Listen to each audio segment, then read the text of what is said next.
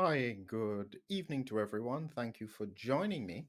I'm currently trying to analyze where we are in terms of the pandemic. We have a very strange situation where the pandemic has been declared over, but yet we are still having raging cases across the world. The critical question is, what does it mean? And sadly, because we haven't done adequate research, and for me, adequate research would have to include histopathology with autopsy analysis of deaths to try and understand exactly what is happening. I'm going to be sharing some thoughts that I think are relevant to what may be happening now and why it could be relevant for the future. So I'll be looking at this paper, Neutralization Escape by SARS-CoV-2 Omicron Subvariant BA2.86. And this here we have a publication date, the 13th of November. I think it's been out for a little bit more than that time, but this is the date on it. So we'll come back to that paper in just a few minutes. And I'll well be sharing some thoughts about IgG4, um, and just an explanation about it as well as we look at what could be happening in the context of the pandemic. Additionally, I plan to look at some data from Finland to try and understand what's happening in a place where they are actually measuring and looking at cases. So, before I start, just a reminder for anyone who is interested, coming up quite shortly, diabetes, COVID, and vaccines, why autoimmunity is so critical.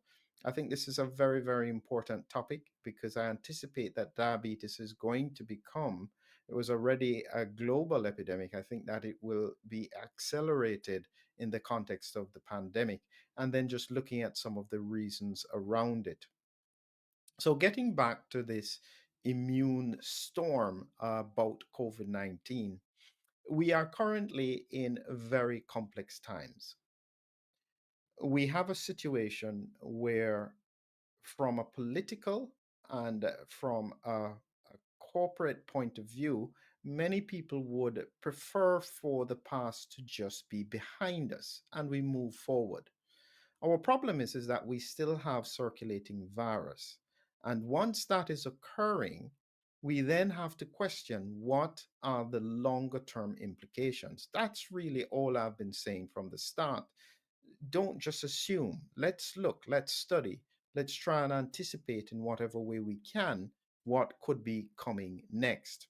So let's get back to the point about the paper here. So I'm going to share with you this neutralization escape. And what they were looking at here is they were anticipating this new variant, BA2.86, being able to spread because it had evaded in terms of its in terms of the changes on the virus spike protein. It had over 30 mutations on that spike compared to BA2 and XBB.1.5.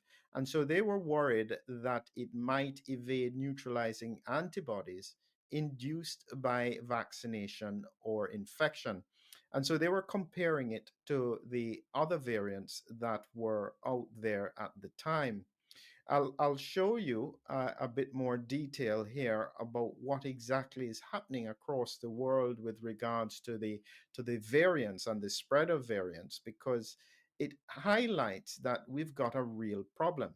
So this is looking at the global transitions of the different variants that you have. And here you see this is looking from April 1st all the way through to September 30th. So this is over about a 6 month period here. This was in 2023. And you can see that this red variant was XBB.1.5, and that has gradually been decreasing. This one that has remained relatively consistent. This light blue one is XBB 116. This one here that has been expanding significantly across the world.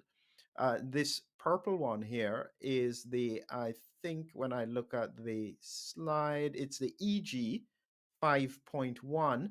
And at the very top here, which you can barely see, is a slight blue mark for the BA 286, right at the very top here. So it was only just starting to evolve, and they were concerned about it because of the transitions of this variant.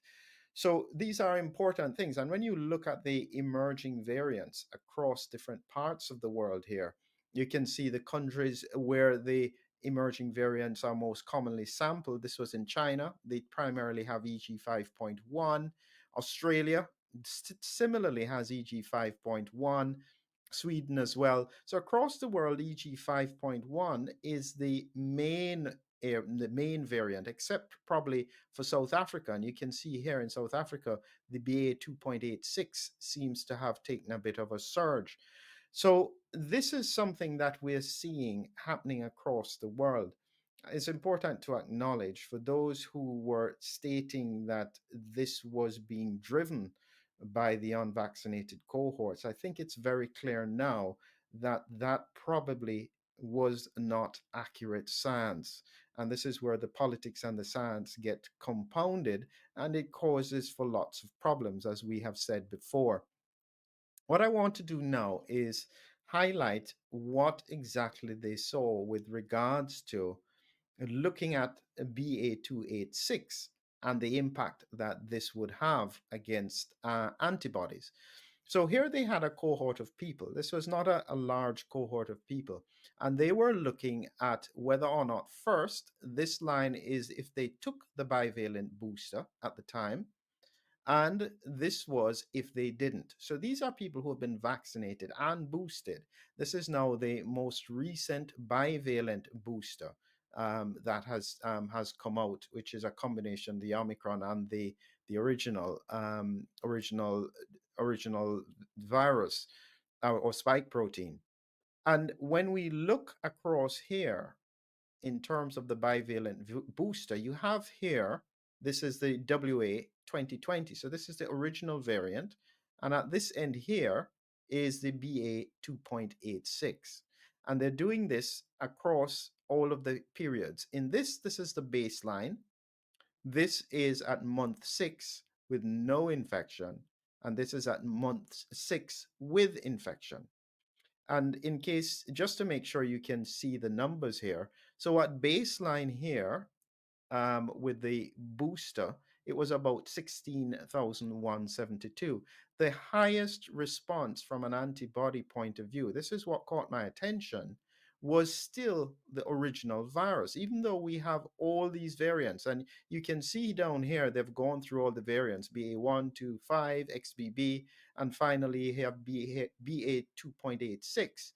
So even though this is a more recent variant, or even the XB16 down here, the Omicron variants have a weaker response after boosting than the original. And this was part of the concern that I would have had, where you have this immune imprinting, where even though you are facing a different kind of virus, your primary response is still to the original virus.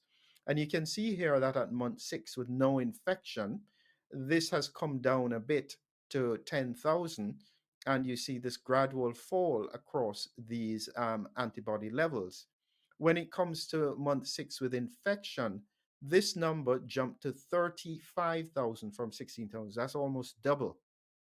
And what they were happy about, I guess, was the fact that BA 2.86 went from 304 to here, it went to 979. And this was what they wanted. But again, you can see there's a huge difference in terms of the response to the original variant. And this is what we call immune imprinting. Now, one important part of that question that hasn't been adequately answered, because they were looking to see whether or not the antibody neutralizes the virus. So they infect cells with it to look at it. But here is the question that has been missed over and over again. It's just been talked about from the scientific community. but the relevance of it we haven't fully understood. And this is to do with the IgG response. Now, what they had looked at before was looking at total IgG. But here is an important study that showed that when it came to infection after this is post second dose, post third dose of vaccines, what they found here with IgG4 was a huge jump, a 38 times jump with IgG4 levels. So IgG1 stayed stable.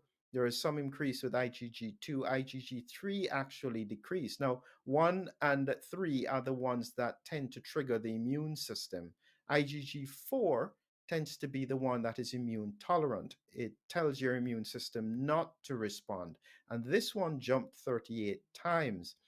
Actually, when we look at this, is an example of our antibody profile.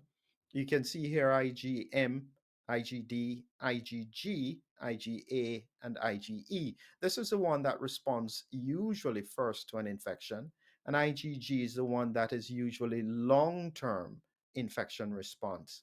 But IgG can be broken down into four different categories: IgG 1, 2, 3, 4. The one and three are the main ones that usually trigger the immune system to respond to a foreign virus or bacteria. IgG2, we're not quite sure about. It doesn't tend to be so much relevant at the moment. But IgG4 is the one that triggers tolerance. So it helps your immune system to not respond to what it thinks is no longer a problem. Like what I said, beekeepers get when they're continuously stung by bees. They tend to have high IgG4. So this is what we're worried about, is causing the immune system to not respond as well when it's faced with infection. And that could explain why we see such high circulation of virus in regions that have high vaccination levels. So these are important things that we have to understand. I think that why I'm concerned is that if we don't fully understand the immune mechanisms that are occurring, how do we know that even mild infection should not be taken seriously? Because in many countries, there is no concern about the spread of infection as long as it's not severe COVID 19. But suppose it still is relevant. Suppose it still makes patients die, but just not in the same way. Is that not a problem? Is it that patients blocking ICUs is a problem rather than the fact that they die? This is an important question that we have to answer in order to be clear. Now, I also want to highlight one more part of the interesting puzzle, and this is data from Finland. I'd seen a news article from Thailand Medical News that caught my attention, and they were looking at here the number of cases with regards to COVID 19. It starts all the way from 2020, and this is the bit that I was interested in here: deaths temporarily related to coronavirus within 30 days. Okay. So within 30 days, what is actually happening? When you look at the period here, so this is the period here now, this is from September 2023. You can see here that the cases are now starting to rise. In case you didn't notice it, when we went down, this is all the way down into August and so on. You can see here that there are only 20s and 30s of cases, zero deaths, only a few deaths related, one, three, four. But what's happening in Finland now that is causing concern is as you roll down into September, suddenly the cases are rising, and also the number of deaths that are related within 30 days are rising. And you can see that this is now into October, where it's starting to peak. So 216 cases, 18 deaths, 193 cases, 12 deaths. This is very significant because we're only now moving into the winter period. And you can see here, this is now the 25th of October 2023, peaks at about 341 cases, 10 deaths. And this is 30 days. So from there, we don't actually have the accurate numbers for this bit. But this is indicating that we are facing still a very significant phase in the pandemic. What we need answered is the interaction with IgG4. And this is the final image I'll show you here. And this one here is showing the different stages. And you have to remember IgG4 is primarily something that is an mRNA response. It doesn't happen so much with infection. It doesn't happen even with adenovirus vector vaccines. It's primarily mRNA. And I do explain that at a different time. And this is originally where blue represents spike specific IgG. And you can see in infection or even in the original just one dose, primarily it's IgG 1 that is produced. But by the time you have this point here, no mRNA, but no infection, what you're seeing here is the IgG4 is occupying almost 45% of the immune response. This has got to be relevant, but we are unsure what that means in the context of infection and what I consider to be an immune storm that is raging within. So here is my final thought or my final concern.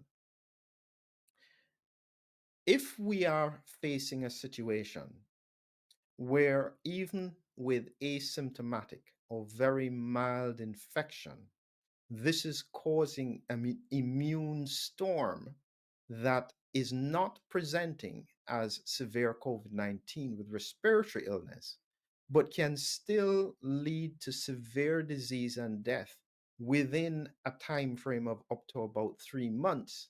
Is that important? Do we need to know? Is it as long as the ICUs are not blocked, it's not important? These are important questions for us to answer.